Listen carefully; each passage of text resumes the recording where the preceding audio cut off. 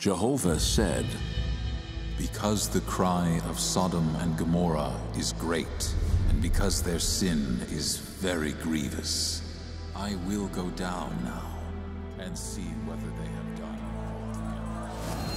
all. The cities of Sodom and Gomorrah were full of evil, licentiousness, rampant with murder, and indulgence in extravagant pleasures.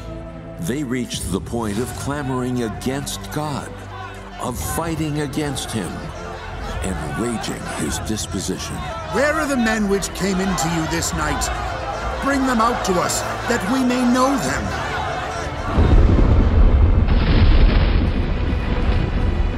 After the angels took Lot and his family out of the city, burning sulfur rained down from the sky. The raging fire lit up the heavens. Hurry up! My house! Our lives are on the line. Who cares about the house? I'm not afraid. Just one look. Just one look.